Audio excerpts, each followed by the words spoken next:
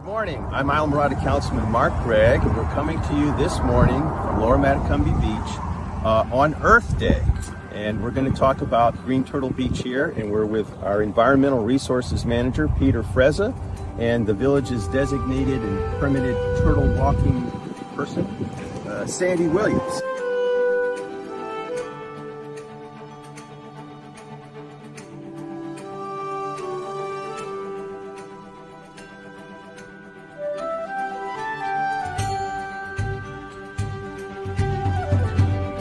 Hi, I'm Peter Frezza, Environmental Resources Manager with the Village of Islamorada, and we are here on the Lower Matacumbe Key. We are at the south end of Oats Beach, and again, we're talking about sea turtles today, and more specifically, nesting sea turtles. And we're very fortunate and lucky as Islamorada residents to have these animals, which are endangered species, nesting here on our beaches.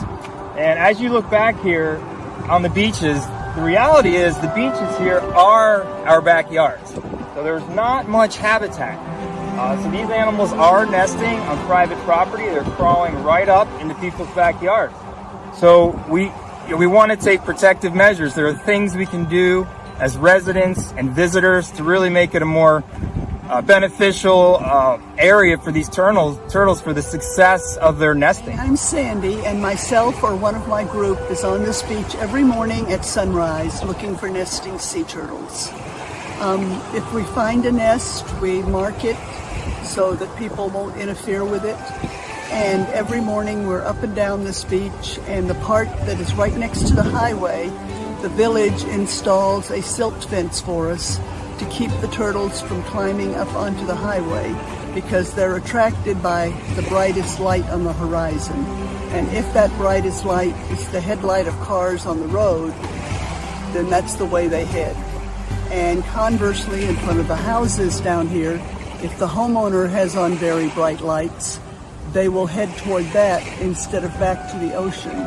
So it's very important for homeowners to have either turtle-friendly lights, which they can research at the Save a Turtle website or the FWC website, or to just keep all the lights off that can be seen from the beach. So at the beginning of each nesting season, the Village of Islamorada sends out a letter to every homeowner that lives along sea turtle nesting habitat.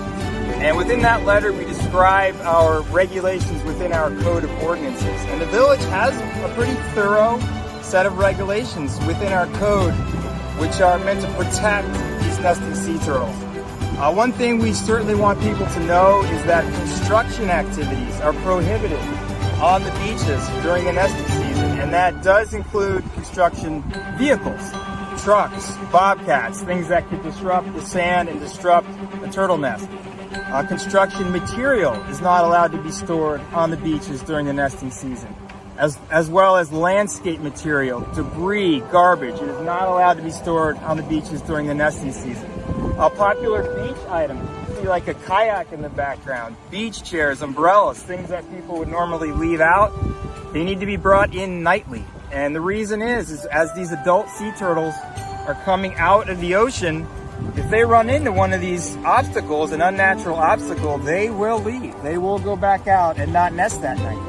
And on the other side, the hatchlings, when they emerge from the sand, try to make their way to the water. If they run into, say, a kayak, they can become trapped. It's a really vulnerable time.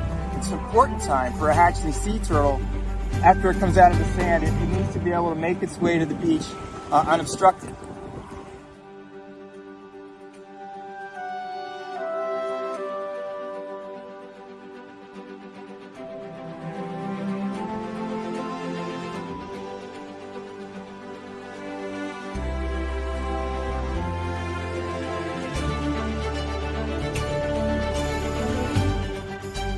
Thanks for being with us this morning to talk about the sea turtles and the Oats Beach here in Lower Matacumbe. There's a whole lot of information and detail that is involved in doing what we're doing to protect them.